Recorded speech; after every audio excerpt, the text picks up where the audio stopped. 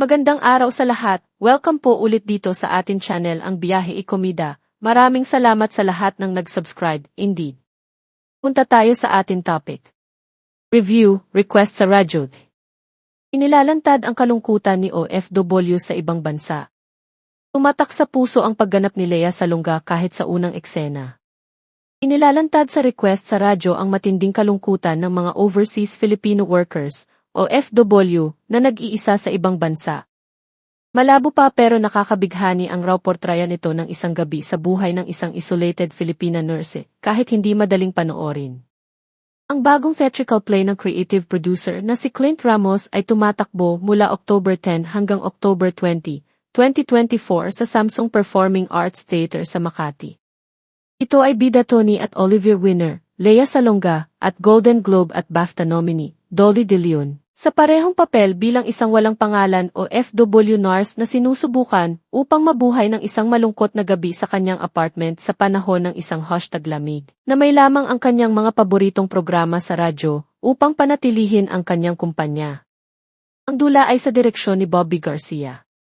Nakita ng reviewer na ito ang preview na kasama si Lea Salonga sa lead role. Ang pagganap ni Lea dito ay isang paglihis mula sa kanyang mga karaniwang papel, nagpapakita ng hilaw na emosyon at isang intensity na captivates sa buong. Tumatak sa puso si Lea kahit sa unang eksena. Ang kanyang ekspresyon ng mukha, kapag pumasok siya sa kanyang maliit na apartment, ang kanyang santuwaryo at bilangguan, ay agad na nakakasakit ng puso. Pagkatapos ay nanonood kami habang masigasig siyang nagsisikap na magpalipas ng gabi. Binuksan niya ang radyo, nagluluto ng pagkain para sa isa, naglalaban ng kanyang damit at marami pang iba. Ang kanyang apartment ay maayos at patuloy niyang nililinis ito ng walang katapusan hanggang sa pagkalulong. Ang piraso ay inihatid ng buo ng walang dialog at walang mga hiwa, kaya ang madla ay madaling dinala sa buong karanasan. Ang dula ay tungkol sa pakiramdam ng pagmamasid tulad ng tungkol sa nabubunyag na kwento, paggalugad ng mga tema na tumunog sa ating edad ng voyeurism. Lea ay nagdudulot ito sa buhay na may ganoong lalim, na ginagawang relatable at malalim na gumagalaw ang kanyang pagkatao, kahit na ang neurotic at stressful na kalikasan ng papel ay tahimik na kumukulo sa ilalim ng ibabaw. Ang request sa radyo ay isang direktang pagbagay ng landmark theatrical piece mula sa Germany na tinatawag na request concert, na pinangunahan ni Franz Xaver Kreutz. Mula noong unang staging nito sa 1973, ang request concert ay nagkaroon ng mga pagbagay sa iba't ibang yugto sa buong mundo, at sa bawat oras, ang iba't ibang mga bersyon ay nagtatampok ng ilang mga lokalisasyon na ginagawang mas grounded ang palabas. Ang Philippine staging, kaya, ay may ilang Pinoy touches na nagdaragdag ng magaan sa kwento. Si Lea, halimbawa, ay nagpapatakbo ng rice cooker para magluto ng kanyang pagkain. Ang radio program na pinakikinggan niya ay nagtatampok din ng ilang mga sikat na OPM songs.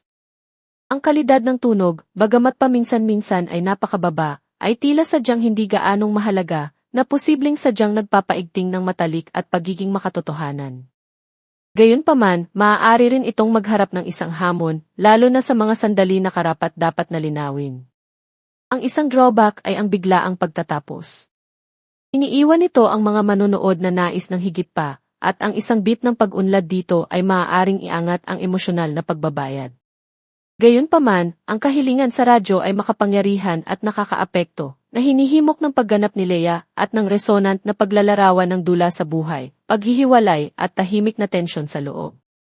Isang pagsaludo para sa atin mga bagong bayaning Pilipino, mga bayaning OFW. Maraming salamat sa inyong napakalaking ambag sa atin bansang Pilipinas. Mabuhay kayo. Lea Salonga and Dolly De Leon are set to headline the Manila run of the Request sa Radyo in October. The two Filipino artists are set to alternate in the lead role, which captures the poignant solitude of a woman through her meticulous evening routine. The highly anticipated play will run from October 10 to 20 at the Samsung Performing Arts Theater in Makati. Further details such as ticket prices and additional guidelines have yet to be announced. At yan ang ating latest showbiz chika update for today. Huwag kalimutan mag-subscribe. Click the notification bell for more showbiz chika updates. Like and share the video at pakisuportahan po ang ating Facebook page. Maraming salamat sa lahat ng nag-subscribe, indeed. Magandang buhay sa lahat, paalam.